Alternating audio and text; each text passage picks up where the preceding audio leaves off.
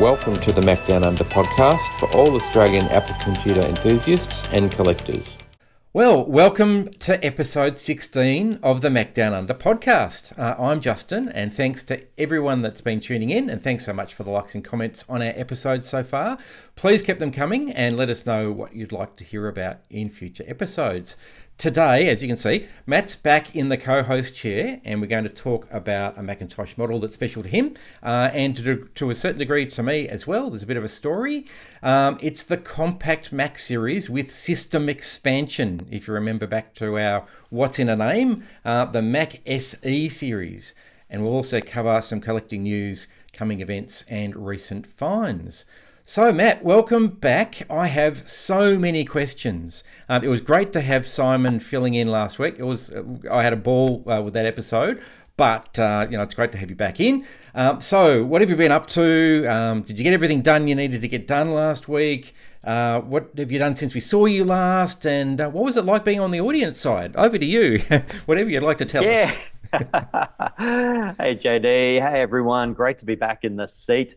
And the last couple of weeks, I've had a few things going on. The reason for last week's absence was a tooth that was meant to get pulled. It was an unfortunate, dentist visit was on the calendar for me. But I'm here. The tooth is still in, fortunately or unfortunately. I'll give everyone an update on that as the weeks go by. You don't look swollen, so it must be good.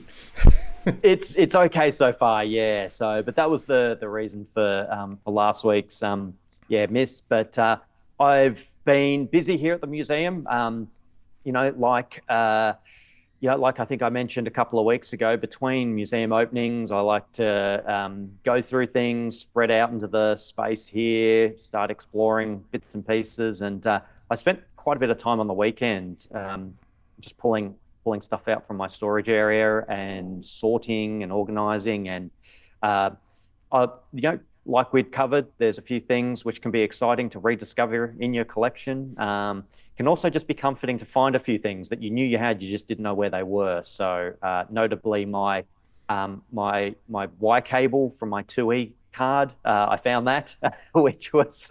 And we know they're worth a lot. You don't want to be buying another one. Yeah, that's right. Yeah, so when I couldn't find it for our episode a few weeks back, I started to get a bit nervous. I knew it was here, but I found that, which was good. And I actually got to start getting out a lot of my PowerBook collection, which was also really good because those had all been boxed up since moving to the museum location. So it was great to be able to start unpacking those and going through them and seeing what was there. So that was the exciting part for me on the museum side of things in the last couple of weeks. But sitting last week in the audience was great. So I was eagerly awaiting you sending me a message to say the episode was up, and then seeing it on social media that had been put up. So I jumped on and started having a look, and it was great to. Yeah, it was great to be in the audience. I love being in the co-host seat, but it was really cool being in the audience as well and hearing Simon's story about his adventures and whatnot. So no, it's been busy, it's been enjoyable, and tooth is still in, so I'm not in pain at the moment, which is good. So well, that's important. That's it. So I feel like I just unloaded there in a bit of a whirlwind, but that's been me over the last couple of weeks. JD, what about you? A couple of exciting arrivals, I hear. Yeah. Before we do that, it sounds like we might be getting a PowerBook exhibition in the next couple of months, maybe. Very possibly, yeah. So I had spread out my iBook G3 clamshell collection for the most recent opening, which was great, and just starting to explore some of the PowerBooks and what's there. I have a heap of PowerBook Duos I've discovered. I reckon there must be about a dozen of them. So there'll be some tidying up and repair work to be done. But yes, I would love to get them out on display sooner rather than later. Fantastic. Well, yes, as you had just sort of mentioned, I've landed a couple of my collecting unicorns in the last couple of weeks, and I mentioned one of them in last week's show. So I managed to track down an Apple IIJ Plus, which sits alongside the Euro Plus, which we got here in Australia. And I guess the key thing here is you might be able to see in the photo there, it's got the kanji text on the keyboard. Inside, it's got a slightly different set of ROMs alongside AppleSoft to provide the kanji text as well, and a few other minor variations. So great to get one that's complete.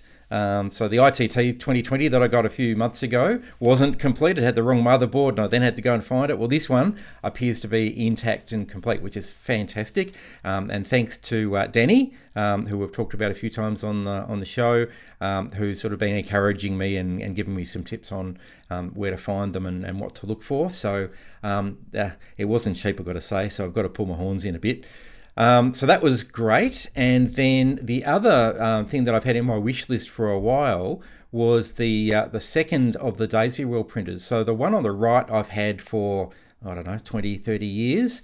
So that's the Apple Daisy Wheel letter quality printer that was called in the day, back for the Apple II and the Apple III. And you can just sort of make out in the photo there that it's got the Apple II style logo on the right-hand side of it, on the right-hand side picture. The one on the left was specifically designed for the Lisa. Well, when I say designed, it's got the Lisa badge on it on the front. That's the key difference. And managed to find one quite cheap in the US. They're not light. I reckon they're at least 15 kilos, possibly a bit more. So shipping was a bit expensive. But it did arrive largely intact. There was some minor damage, but given the weight of the thing and the fact that it's come internationally, I think they did a great job in packing. It was just, I think it got bounced once too many times. But yeah, fantastic to have those two things in my collection. So not many unicorns left. We'll see how we go. And in the meantime, I've been basically adding more photos to the Macdownunder website. I won't give too much away for today's episode, but everything that we're using today I've photographed and put up, and a bit like you, I've got stuff out and been cleaning and reminiscing about disk drives and other storage devices, which we'll talk about in a minute, tidying them up so we could talk about them today, taking photos, and yeah, it's been fantastic. Very cool. Well, congratulations on the acquisitions there. That's super exciting. Hopefully, it is, and great to have them, side by side as I had in those pictures, and I'm going to have to do that for a lot of those Lisa versus Apple printers and other devices. So yeah, been a lot of fun. So thanks. Yeah, good on you. Right. So we better get on to today's episode. So we're talking about the Mac SE, which stood for System Expansion, which replaced the Mac Plus and released on the 2nd of March 1987 alongside the Mac II. Now, Matt, you've mentioned the SE a few times in the past, and I got it wrong, so it's the SE30 that your sort of origin story, but you do have a bit of a story about the SE as well.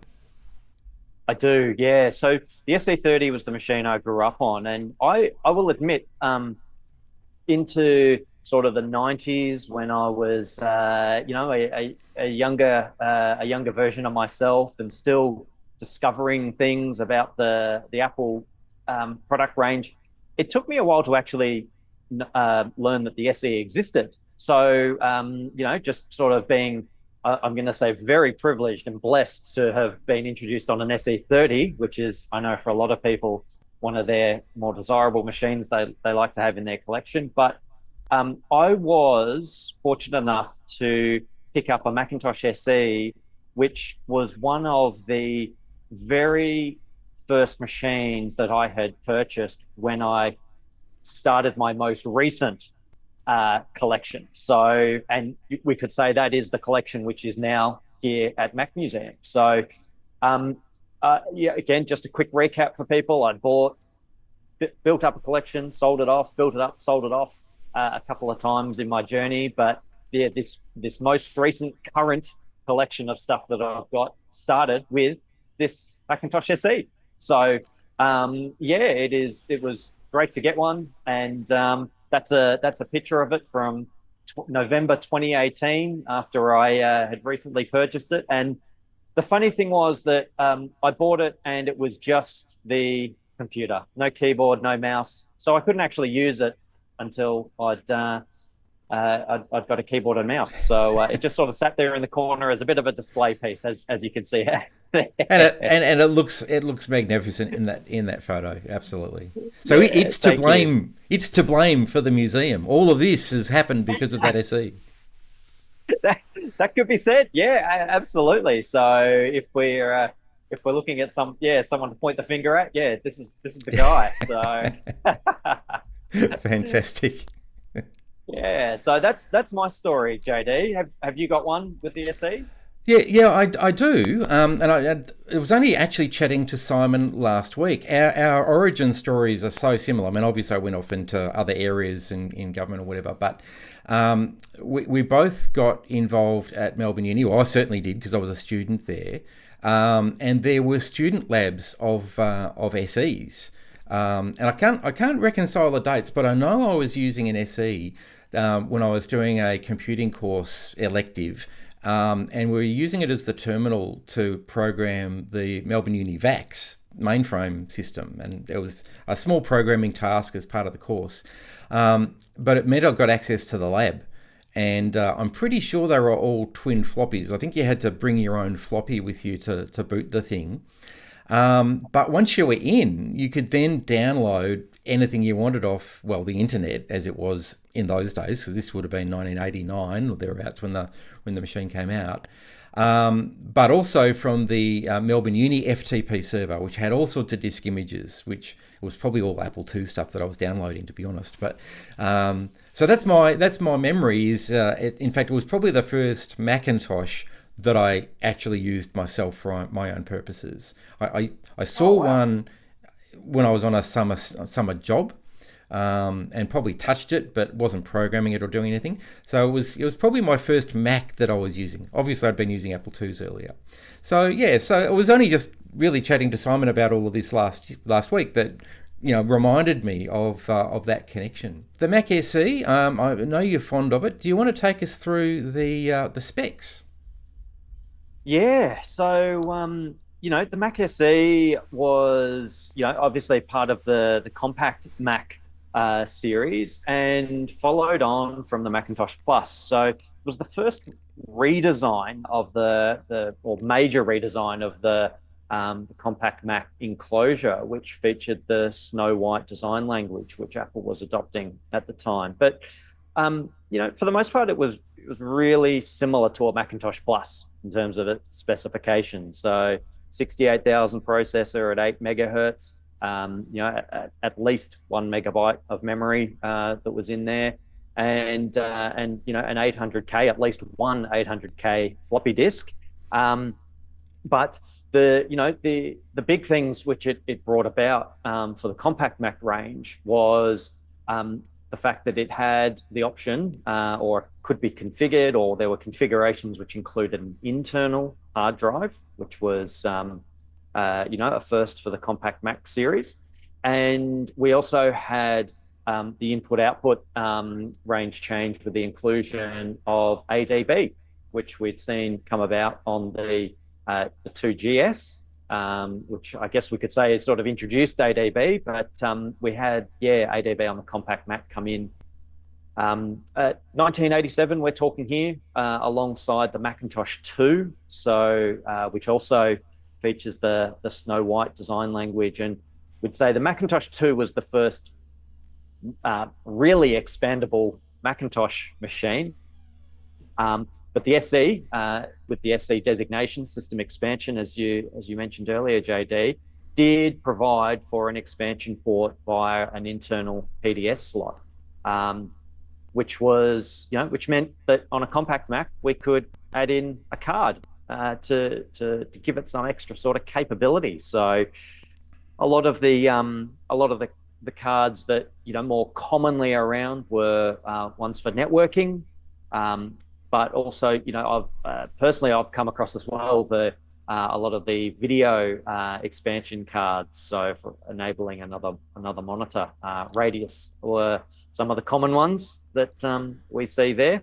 So I've got your photos up there plus some of mine. So for those that can't quite see, the top left one is the Radius. Now that's a full page display, isn't it? That's the A4 screen, or Yeah, that one I was. believe. That's it. So these are, yeah, a couple which I pulled from machines that had come into my collection. And then, yeah, then the networking card there, well, at the top right.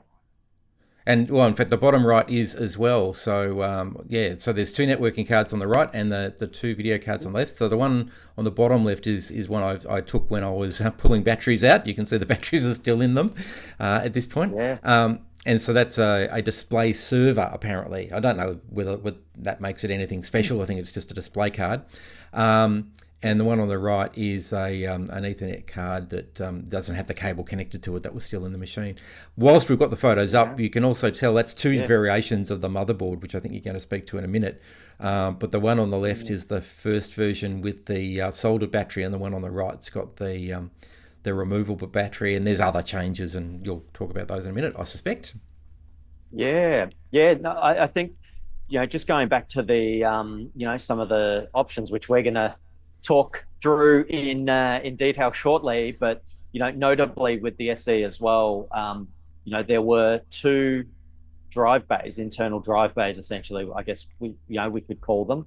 Not look. You'd say that you would usually what it was configured with to begin with is what you'd sort of run with. It will not like a drive bay like a 3 1/4 or a 5 1/4 that we're familiar with on a sort of a desktop PC style case, but there's the option of buying an SE with dual floppy drives, which started out as 800Ks and later moved to the super drives, and then the option of one floppy drive and one internal hard drive. So they were the sort of more standard, we'll say more standard configurations. Or we'll talk a little bit more to that a bit later on as well, but that was that's sort of what the SE was back in the day, and what it brought to us compared to what we'd had previously with the Plus. I think it's also worth mentioning as well that the Mac Plus remained available when the SE came out, and the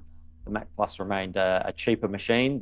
My research was showing me, and I know Pluses still ended up in schools, a lot of schools that are being a cheaper, more economical Mac, but that's the SE, JD. So we can see in the photo on the left there the floppy drive at the bottom, and then a hard drive had been used instead of the internal second floppy at the top, and that little slit on the right, if you're really looking carefully, is the read write LED, which would be glowing red, I would imagine. And you've sent through a photo as well. So a third party option, you could actually put the hard drive in separately. This looks like one of yours by the sounds of it. Do you want to talk us through that? It is. Yeah. So again, I recently did a bit of a consolidation of my SE collection here. But yeah, when I opened one of them up that had come through to me, this bracket was inside, which actually allowed for a hard drive to be installed along with to the standard dual floppy configuration. So if you can sort of make out the shape of this bracket, it is very similar to what the analog board is on the right hand side if you're looking at the machine from the back, but utilize some of that free there's not a lot of free space in these machines, particularly in this one as well. You might spot on the right, it's got an expansion card in the slot as well there. So it really started to become quite congested and quite tight inside the machine. But yeah, there were brackets which were created by third parties, which allowed for essentially dual floppy plus hard drive as well. This being one that I'd recently come across. And you see a lot of those for sale. In fact, we'll have a few in the for sale section later on. But we've both worked on these at various times, and to say that they're tight is an understatement. And also, you're right alongside the yoke of the CRT, and the capacitors aren't too far away either. It's not a place for the faint of heart. No, look, it's one of those. Cracking in and getting into a compact Mac is one that you just need to make sure you're aware of what you're doing before you do it. So then the pitfalls that could be met, such as just even I find removing the power connector from the board, so you can remove the board. You're at high risk of it coming out very quickly because it's quite tight, and the pathway that your hand would follow is snapping off the yoke of the CRT. So you don't want to do that. So it is important if you're cracking into a compact Mac of any type, but particularly the SE and the SE30 as they became there was more in them. Just making sure you know what to expect. So watch the videos, I would suggest. Yeah, and it is interesting, isn't it? Given just sort of being reminded doing the research for the show that this was designed to be the first compact with expansion, which of course Steve Jobs didn't think we needed, but it really wasn't designed to make it easy at all. Like, getting into the machine was difficult, and even if you're a technician, as you say, there's not a lot of room to move. It's not an easy process to upgrade these things. So expandable, but certainly had its limits. That's it. Yeah, I would say, we're not saying user expandable here. I'm sure there are a lot of users that did do their own expansions, but if you compare it to, say a Power Mac G3 or G4, where it's very accessible just to pull the door down, or the Macintosh 2, which was released alongside, clips at the back to remove the top case panel, and a user could get in there quite easily. This, at the time would have been a technician, upgrade for most people.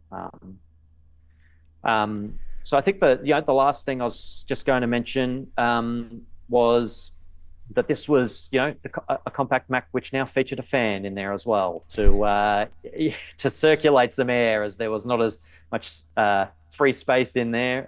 So we had a fan in the compact Mac now. So two things Steve didn't like: expansion and a fan. Yes, that's it.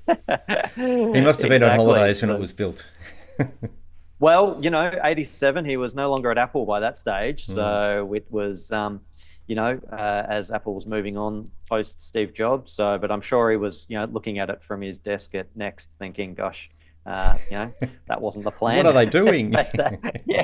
So, but I touched on before, JD, variations. You've done quite a bit of research into the different variations of Mac SE, which I know we're going to talk about. Since we met up when the museum opened back in February, we've been talking about the SE almost every week or month as the open days have happened. And we'd come up with quite a few variations of our own, just from our own collections. But the master list really comes from the 68K Macintosh Liberation Army, from a slightly old posting. In fact, I think it's almost 10 years old. And in fact, David from Western Australia and I, he's the fellow I went to visit earlier in the year, and friend of the show as well. He and I actually met online on that thread, as it happens, talking about the various compact Macs. So so that their list has got 12 varieties of Mac SE.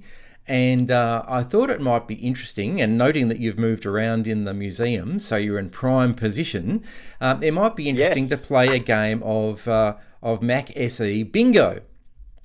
So, the first one we've got on the list is the only one with its own model number. So it's model number 5010, and it's the Mac SE with dual 800K floppy, 1 meg of RAM as it came out of the factory, stamped with Macintosh SE on the front, and why we talk about that will become obvious in a moment. And it has the configuration on the back that says it's dual floppy and 1 meg of RAM. Would you happen to have one of those about your person at the moment? Look, I do, JD, and if well, we don't need a close up of me, but if I fiddle with my camera here, courtesy of what Mac OS allows us to do, I can zoom in on two versions that I've got here, but notably, the one that I've got here is the 5010, the 5010 M5010, which is can we call it the earliest or the The least original? Yeah. exciting? The original, yeah. We'll have to be careful with our terminology, but dual floppy disks that we've got here. So compared to that photo that we're looking at earlier, and we'll see again shortly, we've got the two slots for two 800K floppy disks in this one. No internal hard drive and just the 1 MB of RAM. Very nice, and that's probably the one that, or that model that I was playing with at Melbourne Uni. In fact, one of the ones I was cleaning off, as an aside, has a Melbourne Uni sticker on, or a stamp on it, that I actually can't get off. Yeah. And I said to Beck, my wife, when I was cleaning it, gee, maybe it's nice to think that this might have been the one that I was using. Or at least it was in the room. Very well could be. Yes, it could have been. All right, so you've got one of those, and I've got one of those as it happens, so that's great. Let's move on. Cool. So then, yeah, double. So both checked. So the next one is now the new model number, the M5011, which we'll see a lot now. And so this one is an 800K floppy, but it has the 20 megabyte internal hard drive, initially with 1 meg of RAM. On the outside, it says Mac SE on the front, and on the back, it talks about the configuration with the 20 megabyte hard drive. Do you have one of those about your person? I do. Not about my person, but it is here in the museum. So I'm lucky. So you've got one of those here too. And I've got one. So, yep, fantastic. And they're really common, I've got to say. They're easy to find. We have quite a few of those in the for sale section later on. Not cheap, I might point out. Okay. Yeah, but look, JD, if I add to that, yes, there's 3 of them here at the museum. I've realised when I did a quick little audit. So I've got 5 SE. So I don't have many, but well, compared to the length of the list. But yeah, there's 3 of those. To your point. Lovely. So moving on, the next one is M5011. So I'm not going to say that anymore because it's boring. It's going to be there for the rest of the list.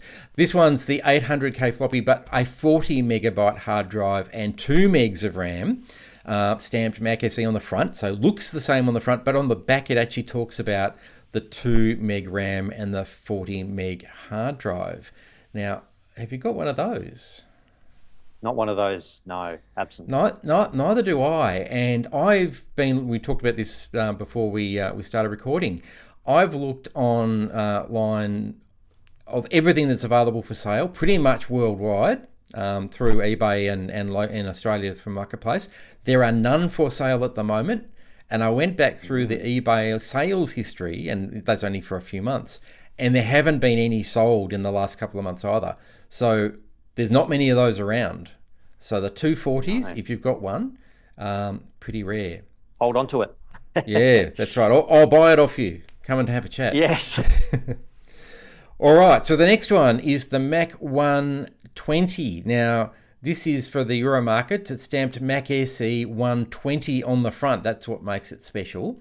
But otherwise, it's very much like the second one in the list in that it has 1 meg of RAM and 20 megabyte hard drive. Now, I know, Matt, you don't have one, but I happen to right here. If I can lift it up and change the camera angle, let's try that. Try to do 2 things at once. That's a bit of a challenge. Here we go. There we go. So Mac SE 120. So that's one of the ones that we've talked about. I imported this from Germany earlier in the year. And it was a special educational model, and apparently has the 800K floppy, although the 68K list suggests it's got the 1.4 meg floppy. I don't think that's quite right. All right, okay. Moving on to the next one, the Mac SE. Oh, sorry. So I've got that one. There we go. You've got that one. Yep. So moving on to the Mac SE 1/40, another Euro one. I'll cut to the chase. I've got one of those too. And I've just realised my camera's overshadowing everybody, but that's all right. There we go. There's that one. 1/40. Now that's interesting, isn't it? Because it's a 1 megabyte RAM, whereas the other 40 megabyte hard drives have got 2 megabyte RAM. So that just demonstrates that it's a budget school education model. But again, I imported that at the same time as the previous one. So just to sort of recap there, just a quick recap. We've got the first three that we talked about. We'd probably bundle those together as the original run of SEs, I think. And then the two we've just covered, which have the branding, the config listed on the front badge. We put those two together. Is that accurate to say, JD? Well, they're certainly the Euro market educational versions, yes. And slightly different configuration as we saw for that 1/40, whereas the general model was the 240 apparently, but not labelled as such on the front. So yes, and so they were all on one version of the motherboard, the one with the soldered-in battery. Now, right, and now I know you've those are 800K. They're 800K floppy drives only. Floppies, yeah.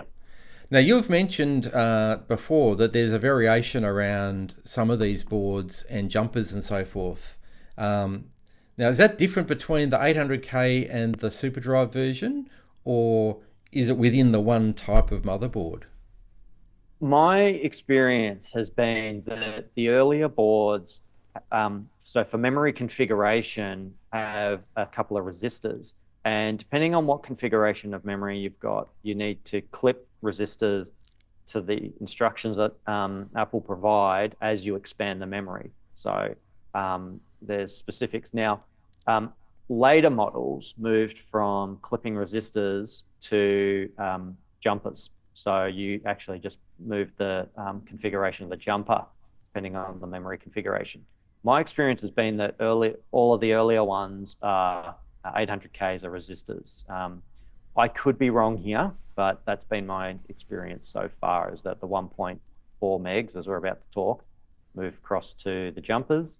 But the earlier boards as well, and again, I might be getting ahead of ourselves here, but the ROMs is an important detail here as well, that when we move to the larger floppy drive capacities, the super drive, the ROMs needed to be upgraded on the board as well.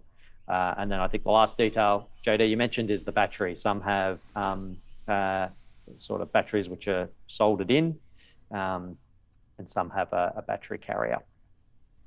So I've certainly found one of the technical notes that talks about the differences between the 800K and the 1.4 meg varieties of the board with the different ROMs. So I'll put a link in the description to that for people that are interested.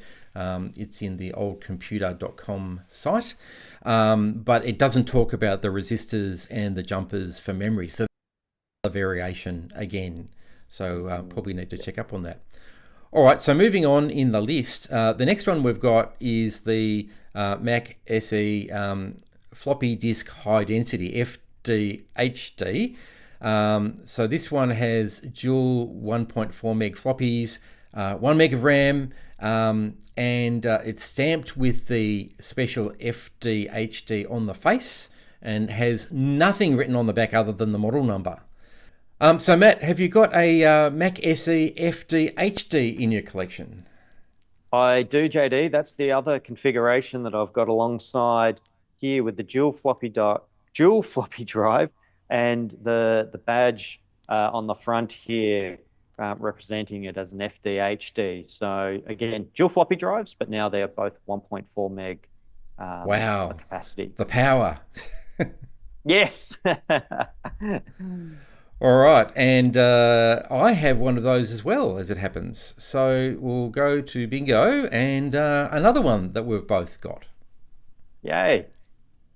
Okay, so the next one on the list is the Mac SE FDHD.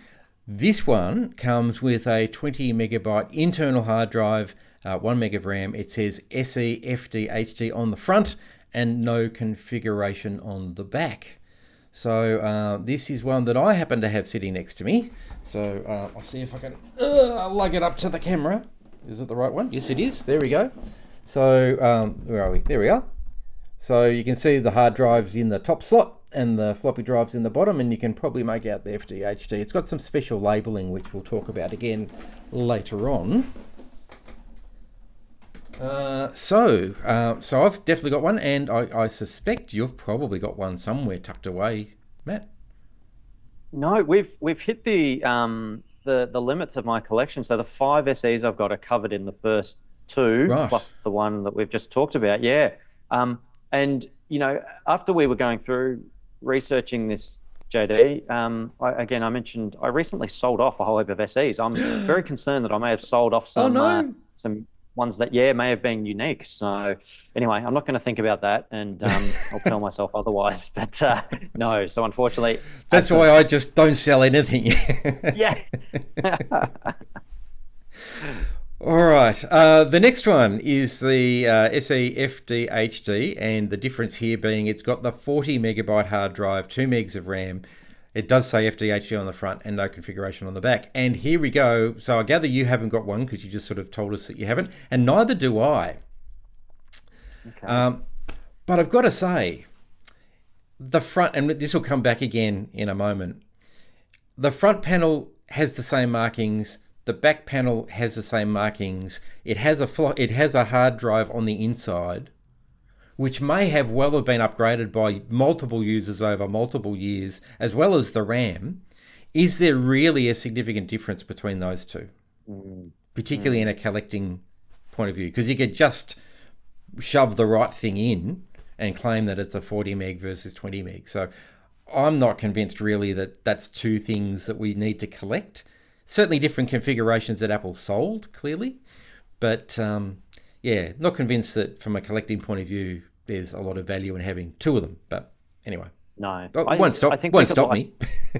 No, but I think we could liken this to, looking at, say, the iMac G3 range, for example. Now, if you built to order your own configuration, which had a larger hard drive or more memory, you would have got a little sticker on there, which would have, with the serial number. Of course, that's the key, is that, if you could check the serial number, it might go back to Apple's database and show that that's the configuration that came out of the factory. But when we're starting to talk about, I'm not going to collect every single iMac with every variation of memory that came out of the factory. Cosmetic differences. And then you've got the G5 series towers, let alone the Mac Pros. I know they're Intel, but build your own. Exactly. There's millions of variations probably. Yeah. Correct. So I think, again, just looking at these most recent 3 that we've covered, in my mind, which is always looking for order and organization, those last 3 I bundle together because they're the ones that all say Macintosh SE, FDHD on the front. So... I'd probably still say the one with 2 floppies is physically different, but yeah. Yes. Otherwise. Exactly. All right, we'll keep moving. So the next one, remarkably similar powered machine, but this is the M5011, so the number's still the same. It's still a Mac SE, but this one says SuperDrive instead of FDHD. So, Apple obviously changed their mind about how to market 1.44 meg floppies. So allegedly, there's a dual 1.4 meg floppy version of this with 1 meg of RAM that says SE SuperDrive on the front, but just has the model number on the back. Now, I don't have one of these, and I gather from what you said before, neither do you at the moment. So that's a neither. So keep going. This one's an SE SuperDrive, but it's got the hard drive on the inside. Now, this one I do have somewhere. Here it is. Ugh. Sorry, need to change camera again. Bear with me. There we are. So there you go. There's your SE SuperDrive. Can you see the SuperDrive? Just about. There we go. You can see there's something written there. So that's that. I haven't turned it on, so I couldn't tell you what hard drive it's got in it. It could be a 40, but I suspect it'll be a 20 because just about everything I've been able to find in Australia is a 20. Which takes us as a 20 then. Yep. Yeah, which takes us to the 40. So cutting to the chase, neither of us have got the SE SuperDrive with the 40 meg, 2 meg RAM, SE SuperDrive on the face, M5011 on the back. But again, I'd argue those last two are the same machine with different configurations, and Yeah. who knows how, well, again, as you said, the serial number will prove it if you can look up the serial number and what it was delivered as. But really, to all intents and purposes, they're pretty much the same machine. All right, so we have one more on the bottom. Now, this was an interesting one in the 68K list, which obviously stopped being updated a little while ago. So this is a 5011 again, stamped as Mac SE on the front, just as Mac SE, but in fact has a super drive in it. And 40 megabyte hard drive, 2 megabyte RAM, SE on the front, no configuration on the back. Now, I don't have one of those, and I'm guessing you don't either, but I do have a Macintosh SE, which is an M5011 with a 1.4 meg floppy in it. So I actually do have another variation that isn't even on the 68K list. So I suspect what we'll find, and I've got there's no evidence out there, I can't find it. So I think if we look at the progression down the screen, we've gone from the 800K floppies to the FDHDs to the super drives, and I think there's another batch at the bottom of this, which are the most recent SEs, all with super drives, but Apple just didn't bother marketing them as super drives anymore because everything had a super drive now. And so I suspect there's three variations of this. There's the double super drive with no label, there's the super drive with a 20 meg hard drive, and a SE with a super 1.44 meg floppy, and the 40 meg hard drive, which is the one that's listed. So I'm going to tick that I've got one, in that I've got the double floppy version of it. So it could be also a situation that that model is one of the earlier ones up the list, which had gone through the upgrade process to have a 1.4 meg drive installed. So it'd be interesting to see which board it has, if it has an earlier board with resistors for the memory upgrade. It'd have to have the new board with the ROMs. I think you can take an older board and upgrade the ROMs. I believe there was a kit which was to upgrade from an 800K to 1.4, which included the new ROMs, which would be swapped over, along with the floppy drive. So you could take your older version and upgrade it to a 1.4. Yeah, but you'd need to change the back shell as well because it's got no configuration on the back.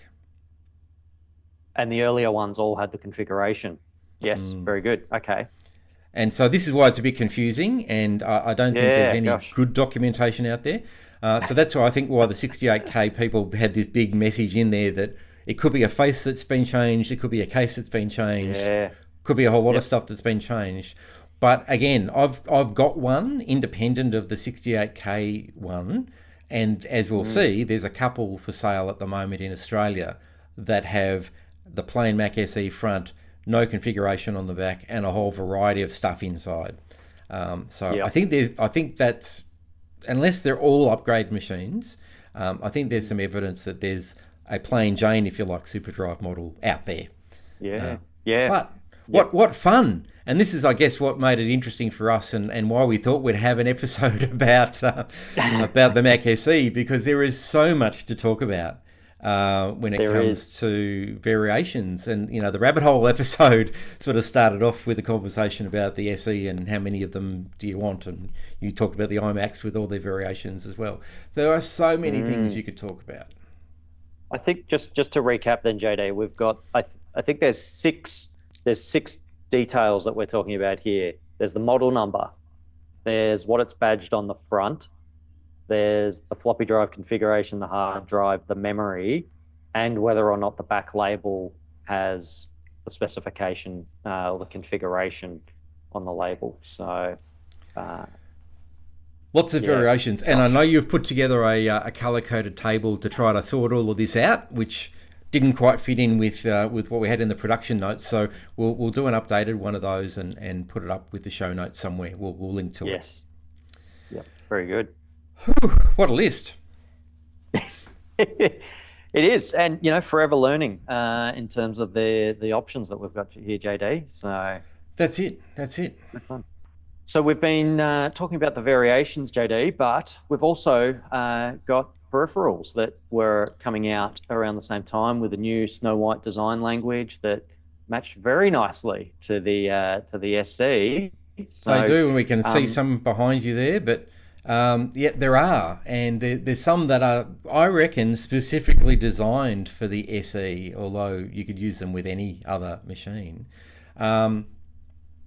And so, as you mentioned earlier, the SE introduced the Apple Desktop Bus, and so as we can see in the picture there, the new Apple keyboard with ADB and the mouse would have been the selection. Now, my understanding is the SE didn't ship with a keyboard; you had to choose one.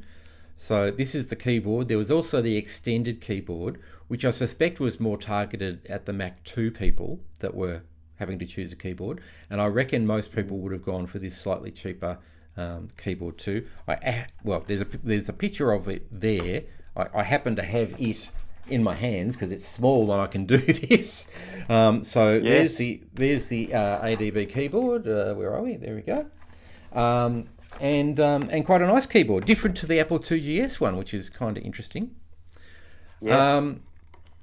And then the relevant mouse. Well, there we go. So the relevant ADB mouse. Now, as we talked about in the mouse episode, there was the Apple IIgs version of this with a model number of A9M0331 for those playing along at home. But the one that would have gone out with the SE was this one, which was family number G5431. But that was the introductory one. I suspect there were upgrades to the newer ADB keyboards as we moved along. Do you have a extended keyboard there as well, JD? Just as a Not point of in my comparison? hands, no. You do? I am lucky enough to yes to have one there. So there's the extended keyboard, and Lots of desk space required. yeah, that's right, exactly. So yeah, very similar. And the other one which you just showed as well, JD, also known as the Apple Standard keyboard. I wonder if that was known like that at the time when At you the were time. comparing. Yeah, Yeah. at the back it just says Apple Keyboard, so Mm. it may well I'm not sure have if it been, was yeah. ever official as that, or if it was just colloquially known as the standard keyboard. But yeah, So that was the input-output devices, I guess, and then we've got things like the disk drive. So the Apple 3.5 drive was actually released with the Apple IIgs, but matched very nicely with the SE. That's the 800K variety. However, this one, which is the FD-HD, and I'm lucky enough to have two. One's a bit yellow, so this is the nicer one. It's even got the shipping blank in it to protect the hard. Yeah. I'm not sure that this has actually ever been used. It's still got the shipping blank in it. wow. But this one, because of the logo, the only other device that has that FD-HD logo is the SE FD-HD. So I would put it to you that this floppy drive was specifically made for the SE, because I don't know why you would go to the trouble of just having this screen printed on those drives. Similarly, there was a SuperDrive. Now, interestingly, the SuperDrive version didn't ever have SuperDrive written on the front. I had vague memories that I had one that did, but there's no evidence online that they ever actually existed. But there is a difference. If you look at the bottom, it says Apple SuperDrive, and there's extra shielding in these when you take them apart. A lot of the 3.5 drives you'll find out there that have got 1.44 meg mechanisms have been upgraded by individuals. They're not an actual SuperDrive, so you need the label to make it legit.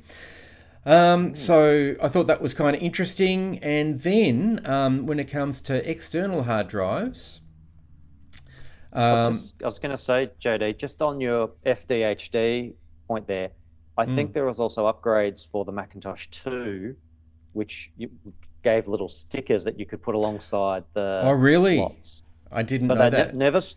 never screen printed on like the this. So I think that's really cool. You've got one of those. I've never seen one of those external ones, but yeah, just little stickers you could put Oh, on. you're starting to throw another variation of the Mac 2 in there that I need to go and find. I found, as you Yeah. know, I found something with a sticker left on it just recently. Yes.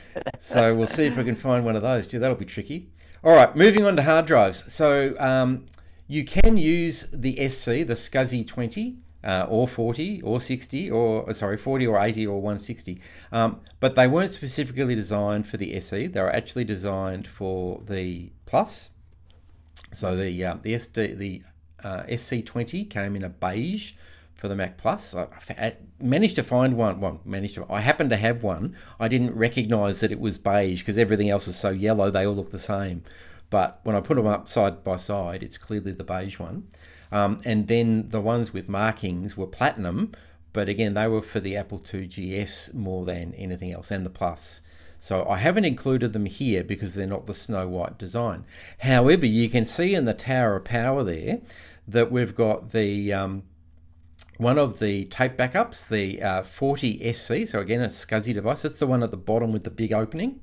And you can see that it's got the Snow White design in it. It's got the grooves, the vertical grooves on the bottom, and a bit of a lip as well. And then the one above it is the Apple CD SC. And they had an Apple CD SC Plus as well. The only difference being the capacity of the CD reading. And again, they were designed, I think they were designed specifically for the SE, because if you look at the footprint, they're identical. If you look at the lip, they're very similar. The SE, the computer itself leans over a bit more than the other devices. But again, I reckon they were specifically designed, and I happen to have, they're sitting next to me, but they're heavy. I'm only going to move one of them at a time. But there's the SC, what is it? So that's the CD-SC, the original one. And so you can see that there's that lip at the front. Get it right around. Yeah, lip at the front, and the Snow White design all around, and the footprint itself is SE footprint. So I'd argue made specifically for the SE. Yes. Yep. And then potentially the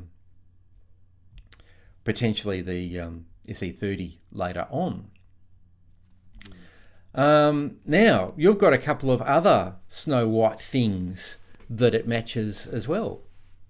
Yeah. So look, I mean, again, we talk about the professional setup that Apple had with the Macintosh 2, the Laser Writer 2, which we've got here with the Snow White grooves, which are just, delightful to clean when it comes cleaning time.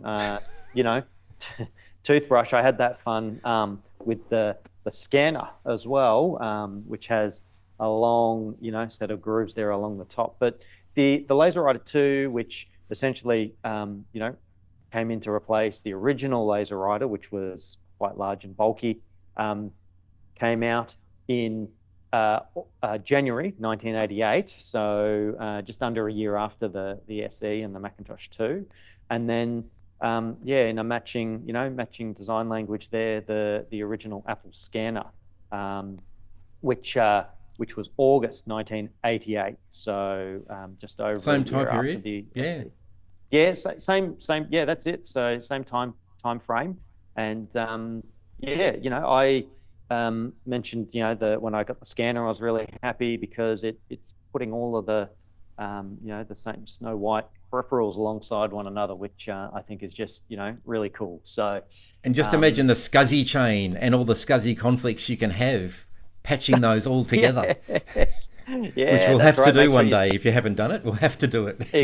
Exactly, that's it. So another couple of peripherals there as well. Cool. So now that we've gone through almost everything there is to know about the Mac SE, and probably a few things we've made up, I don't know. What's the favourite thing about the Mac SE for you, Matt? Look, I think it's just the just coming off what we just said, the incorporation of the Snow White design language in the compact Mac series. I think that's really nice. I love I love that we've got a compact Mac machine that matches that era, so beautifully. As frustrating as it is to clean all those little grooves, I really dig it. I think it's great.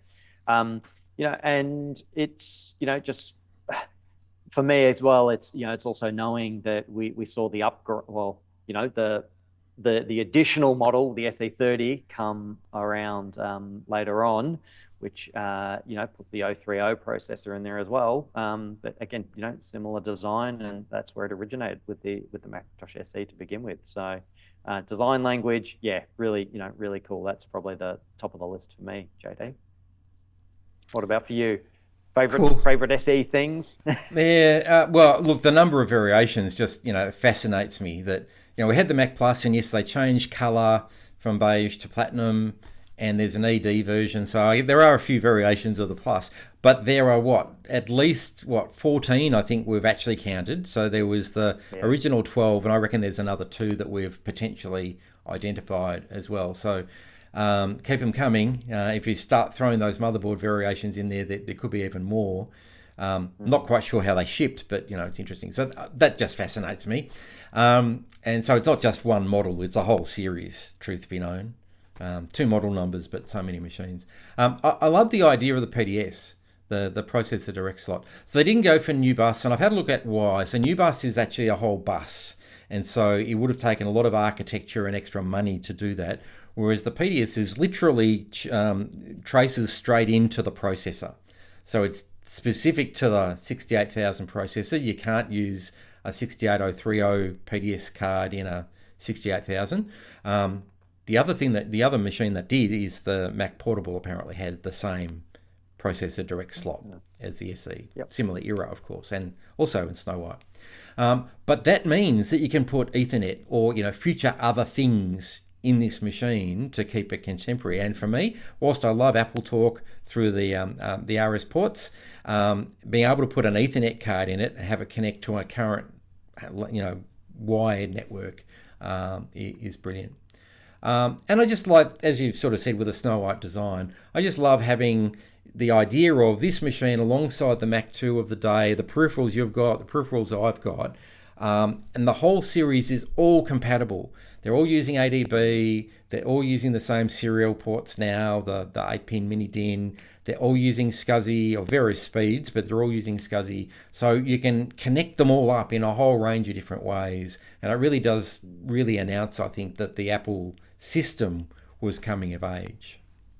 Yes, yeah, no, very, very cool. I think just, one last sort of notable thing from me is that looking at a machine which now integrates the dual floppies into the enclosure. And the Macintosh 2, you could do that as well. And we saw the original LC could support dual floppies as well. But, it's just a real sign of that era of computing and the dominance that floppy drives had in in that space, particularly then, accommodating 2 floppy disks. Talk about the Lisa, of course, as well. Original Lisa had, dual Twiggies.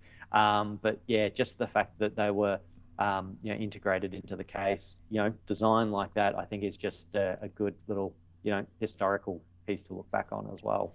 Because, a lot of people were buying 2 floppies. I mean, I think I can't remember where I was talking about it, but my original Euro Plus came with 1 floppy, and I knew even then I was going to need 2. Yep. And the Apple III, you had to buy an external floppy because you were swapping floppies all the time because hard drives were so expensive back then. So that's it. To actually, I guess to a degree, listen to the consumer. Everyone's buying 2 floppies. Let's just build it in. Makes a lot of sense. That's it. Well, that's a whole lot of SE stuff we've gone through today. So to everyone watching, if you're still with us, thank you. Have you got an SE? Which variation have you got? Let us know down in the comments. Is there another compact Mac that you really like? Because we just talked about the SE. There's a whole lot of other compact Macs we can jump down rabbit holes as well. In fact, we were talking about doing that as part of today, but we might hold off for another episode in the future. But if you've got a favourite compact Mac that you'd like us to talk about, particularly early in our discussions, let us know down in the comments. We'd love to hear from you. And any other thoughts about the show, we would love to hear from you.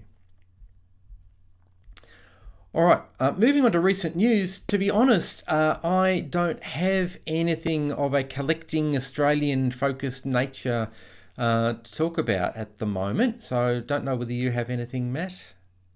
No, I don't, JD, other than the fact that we all might be suffering from liquid glass exposure with the upgrades that have happened recently. I'm not liking it, for the record, but that's the only noteworthy, newsworthy thing I've got, JD. So Yeah, well, anyone that knows me will know that I will wait probably a year before I upgrade because there's just too many things that can break. I'm still running Ventura on my daily drive Mac, so and you know my I'm into home automation, as some people will know. The rest of the channel's got a whole lot of home automation stuff in there, and Apple Home is coming up annoying me that all my HomePods need to be upgraded and my Apple TVs need to be upgraded. And it's like no, you'll break stuff.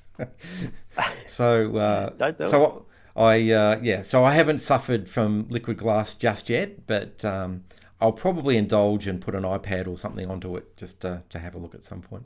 On to coming events, and this list is getting enormous, which is great. There's lots of things happening in Australia in sort of Apple and computer collecting world. And as we've talked about for a few times now, the Australian Computer Museum Society, particularly the WA branch, has got they've hinted at the 18th of October for something in WA. So if you're in WA, whack that in your diary. Matt, you've put us onto this one. So Reconnect Melbourne 2025. Did you want to have a quick chat to that one since you're going?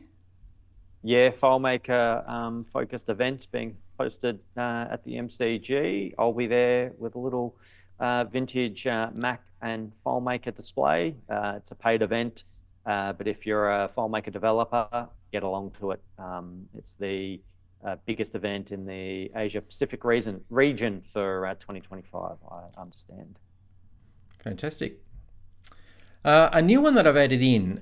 So PAX. Now I had to look this up. So the Penny Arcade Exhibition is what PAX stands for. So there you go. Goes back in history a bit. PAX Australia is being held in Melbourne at the Conference and Convention Centre on October 10 to 12. Now, if you've ever been to PAX, I have actually, because my son's exhibited there with uni. You'll know that it's really hard to get badges to get in. And when I looked yesterday, it's $80 per day. You can't get 3-day passes. They're all sold out. And only Friday and Sunday were available. So if you want to go to PAX, get in quickly. Now, the reason we've mentioned it is that it's, I think Mac Museum are locked into providing a display, and I'm in discussions in providing some additional display items too. So there, I believe, is always a bit of a retro computing part. So if you're interested, get along to PAX if you're already there, and check out all the other exhibits as well. Another one that's popped up. Now, this isn't the Retro Gaming Group. This is the Bendigo Expo. Have got their Pop Culture and Collectibles Expo on the 11th and 12th of October. So October's going to be really busy. So this one's, again, a paid event. And from $15, so it's not hugely expensive, and kids under 11 are free, which is great. But they do talk about retro gaming and retro computing, so that's why I've included it today. Cool. Long-term friends of the show. Well, we haven't spoken to the group, but we've talked about their computing group just about every episode, I think.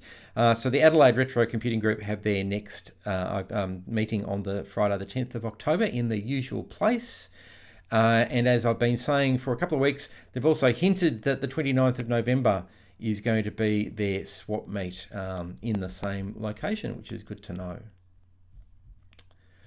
Technology markets, no change other than Sunday the 5th of October and Sunday the 12th of October at Reservoir and Keysborough are the next dates. It doesn't look like there'll be a retro display at those, but stay tuned, you never know.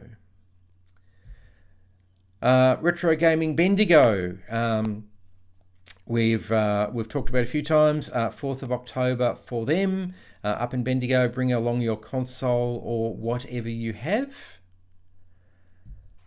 And on the 4th of October, busy day 4th of October, Macageddon, the Australian Computer Museum Society are running their Macageddon. In fact, it's over the whole long weekend up in New South Wales. So Bruce from Brenkus Creations and Adrian and others from the ACMS have got, I think it's 7 Mac SE30s, so closely aligned to the Mac SE we were talking to today, that need repair. And if you put down your, how much is it? $389 for you or a team donation to the ACMS, you get your own Mac SE30 to repair with Bruce's help, which sounds like a lot of fun. Very cool. I really like this initiative. I think it's great. It puts vintage computing in the hands of people, an opportunity to get one. And, it supports the ACMS as well, which is great to keep vintage computing around for a lot of other people. So, yeah, cool event. The Mac Museum. Over to you, Matt. 4th of October. So not this Saturday, the next Saturday. Looking forward to meeting new people, having familiar faces come back down to chat Apple stuff. So if you can get along, it'd be great to see you. 10 till 4. Fantastic. And the last one on the list, but not the least, is Waddesfest 41. We've talked about it quite a bit. It's coming up soon, 27th of September in New South Wales, again in a private home, so make contact with the organisers to get all the details. So up to the for sale time. Now, this time I've completely ignored my $100 rule because I really had to if we're going to look at Mac SEs, unfortunately. I wish it wasn't true. But I've looked at everything directly related to the Mac SE. And as you'll see, it's starting to demand or command quite high prices. So if you're in Queensland, there's a Mac SE. Now, it's unclear exactly what the configuration is. It's clearly got a hard drive, so it's not the double floppy, for the princely sum of $800. So if you're in Queensland, this is the only one I could find there. So it's either a 120 or a 240, but there's no photos to demonstrate. If you're in Melbourne, there's this recent ad about a Mac SE for $699, so still up there. It looks like it's a 120 from the photos, and it does have the correct keyboard and a similar mouse, although it's actually a slightly newer model. In fact, it's the last model of the ADB mouse that's there, but that's okay, it works. So if you're in Melbourne, this is one of the options, but there's a few. So next one, also in Melbourne, is a restored vintage Apple SE. This one is a 120 from the photos, and from friend of the show, Danny. So we know it will be well restored. Absolutely. Next up, also in Melbourne, is a Mac SE. Looks like it's a 120, bit tricky to tell, but it has got the hard drive slot on the front there. So $600 off Facebook. Oh, it does come with keyboard and mouse. Again, they're later period, but still working fine. Next up, in New South Wales, in Sydney, in fact, for $400, there's a Mac SE. This is the FD HD edition, but with no labelling on the front. So here's one of those special ones. So it's one of those elusive M5011s with no specs and no front markings. So there you go. They do exist. Reasonably priced as well. Another one from Victoria.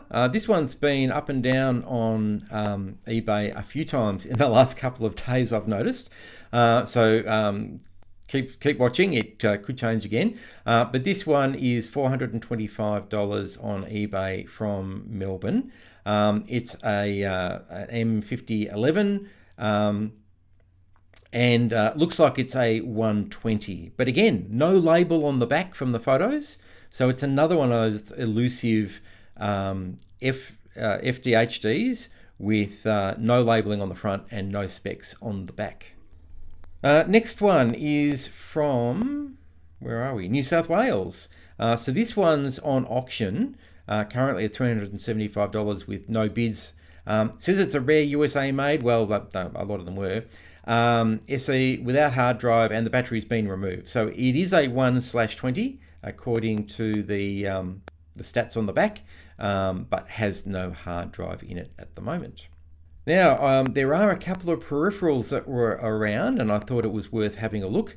So again, this is from friend of the show, Danny, $200 for a Mac SE processor direct slot video card. In fact, he's got a couple. They're different models, but this one's the cheaper one at $200. So it's getting closer to my $100 limit.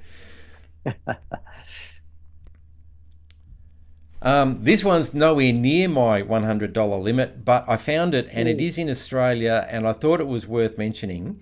So if you want to upgrade your SE from a 68,000 to, I believe, a 68020, so similar to the Mac LC or the original Mac 2, for $1,099, you can buy this particular device, which is a Levco or Super Mac, they bought them out later, Prodigy SE Macintosh upgrade board. So this probably has not out of the listing, this is actually from a different site where I had to look up what this thing was. It is likely to have a 16 megahertz Motorola 68020 with a 68881 floating point unit. It will have its own RAM as well, which are those SIPs, I think they are on the left. So if you want to upgrade your SE for $1,099, now I will point out that the listing actually is for parts only, so it's not confirmed as working. But interesting upgrade. I wonder how different this current price is from what it was when it was brand new. Probably cheaper. Bit cheaper, you think? And last up, for the budget conscious that just needs something that's SE related, well, you can get yourself the Mac SE manual for $5 from Melbourne, if you want it from North Fitzroy. So nice budget collectible, still SE related. There's obviously keyboards and mice all over the place as well, but I thought this group, big group of listings, but pretty much everything directly related to the SE that I could find this week. Very good. Good hunting down, JD. That's excellent.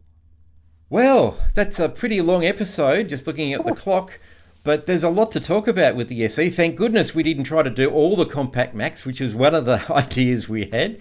We'd be here tomorrow. So we'll come back and do some of those later on. But if you let us know down in the comments what your favourite compact Mac is, we can push it up the listing for when we get back to these. So we do appreciate any comments you want to have. Let us know what you think, what your favourite compact Mac is, which bit of the SEs you like, any improvements for the show. We'd love to hear from you. So Matt, that's a lot of SE. I think I'm SE'd out, to be quite honest. Yeah. Any final thoughts before we sign off today? No, look, JD, I think it is one of those things that when we were first chatting earlier in the year about the SE, I did not anticipate, we'd be able to we're probably, well over an hour in terms of the episode length. Maybe, it feels like we could get there. But yeah, I wouldn't have thought we would have been talking that long about the SE. I didn't think there was that much to talk about. But there is. And we've probably covered, not even all of it, I'd say. So there's probably some other things that we don't know about and we'll still learn down the track. But yeah, there we go. What about you, JD? Final thoughts?